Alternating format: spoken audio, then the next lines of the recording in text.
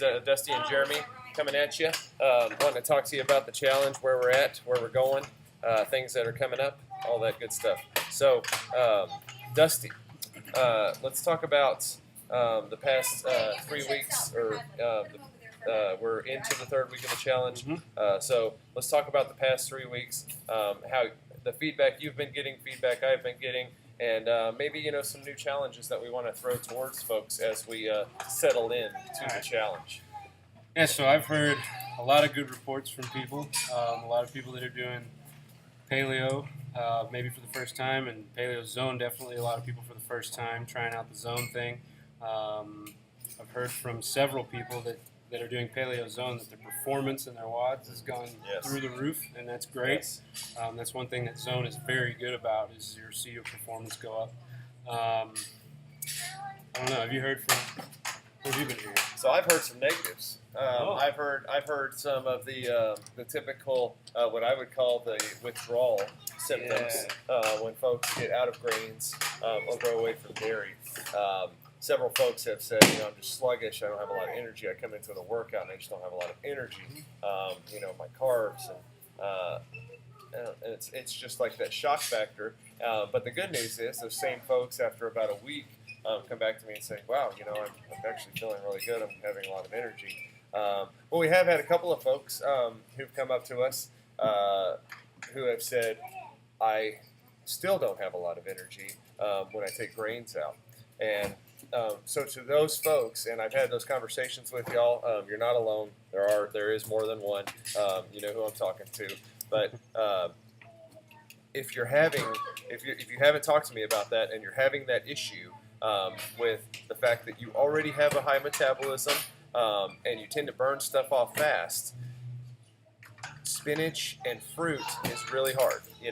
Vegetables and fruit is really tough as far as getting quick energy, carbohydrates out of that. So look at a long chain carbohydrate like a sweet potato. Okay, when we're talking about energy that sustains itself, right? So when we take in a quick shot of energy, say like an apple, right? A lot of fructose in that. We're gonna have a quick response, but then we feel sluggish about an hour later. Why? Because it's got a lot of it's a natural sugar, but it's a sugar, right? It's a lot of fructose, about 50% fructose, 50% glucose in that, and we're not going to get that long, lasting feeling of fulfillment or feeling sated. And also, your energy stores, your glycogen stores, are going to be lower in the end by just having that apple. Now, if I had that apple 10 minutes prior to the workout, that's probably a good thing. But if I had that apple 2 hours prior to the workout, that thing's long gone prior to getting, prior to working out.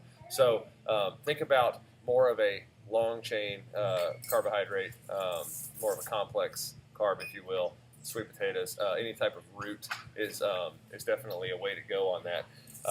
Post-workout, another thing, folks are like, I have my Progenics, I have my Stronger, Faster, Healthier shake, and then I'm just hungry, I'm starving, it's not enough, and I feel sluggish, right? Once again, more of a long-chain carbohydrate. Now, if your volume's there, your metabolism's there, this is good for you, right? If you're already feeling good, you're already feeling sated, we want to limit that starch, right? So this isn't everybody go wild on sweet potatoes and let's go see if we can empty the shelves at HEB of the sweet potato. That's not what this is. I'm talking to a few specific folks right here where I'm saying let's get 2 to 3 servings of starches in your diet throughout the rest of this challenge, and let's see. You've gone strict paleo. We know that we've gone the cold turkey as far as taking the grains and dairy out of it. Now let's introduce a little higher level of starch and see if that helps us, right? Another thing I would throw at you is fat.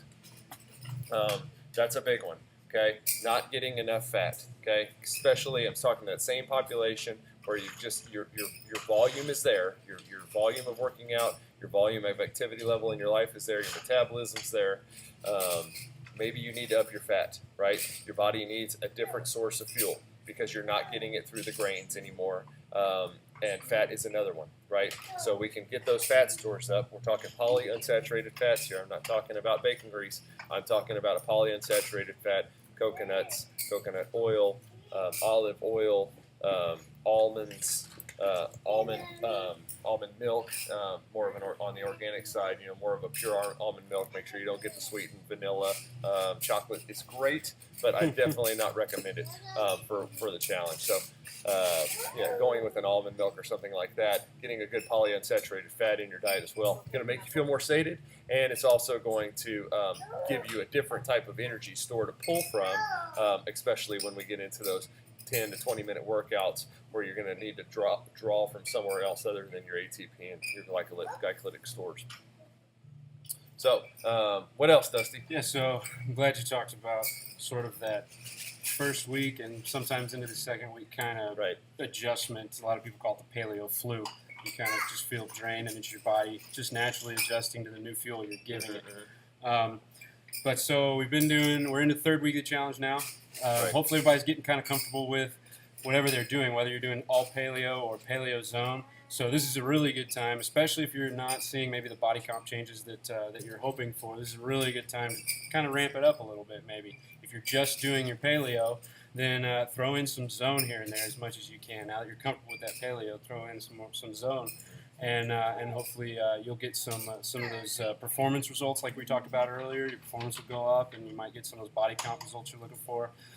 If you've been doing paleo zone, maybe focus on getting your carbs mostly from veggies instead of eating a whole bunch of fruit throughout the day. Or maybe if you are using honey as a sweetener, like every day, or maple syrup, or the agave nectar. If you're using that every day, maybe space it out a little bit. Use it every other day, every third day, something like that. Just try to take some more of that sort of insulin load off your body. But yeah, so this is a really good time to just try to ramp it up and take it to that next step, that next level. Excellent. Speaking of taking it to that next level, we've got something to talk to y'all about. All right, so we are going to have a challenge and a challenge. Yeah, that's right, challenge and a challenge. So we're having a 6-week challenge going on. We're ending week 3. And we talked about it in that first video about how there's going to be other things throughout the challenge going on. Now that we've had 3 weeks to get used to this paleo zone diet and we're settling in, we're going to throw another thing your way. It's going to be an exercise-based challenge, and volume is going to pay off here. Starting on Monday morning at 6 a.m. and ending on Friday at 8 p.m. next week. What are those dates? We will have as many reps as possible of body weight sled pushes. That's the challenge. So from starting next Monday, the 14th, and ending next Friday, the 18th, Monday morning at 6 a.m., Friday evening at 8 p.m., at that point in time, the person with the most sled pushes for the week wins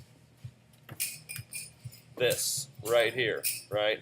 1 bottle of Extreme Execute chocolate, right? So that's what you're going to win, right? We've got a demo video coming your way. We're going to go to that right now. All right, Jeremy and Dusty, we're going to demo y'all the dog sled push. Okay, so the prescribed weight for the dog sled is going to be your body weight that you weighed in with for the challenge. Okay, so I weighed in at 205. That's what I've got on the sled here. I've got a 100-pound sled, and I've got another 105 pounds of uppers on top of it. Dusty has got 215 pounds. The dog sled push is down and back, so it's a 50-meter push. 25 meters out, 25 meters back. Ready, Dusty? Ready. 3, 2, 1, go.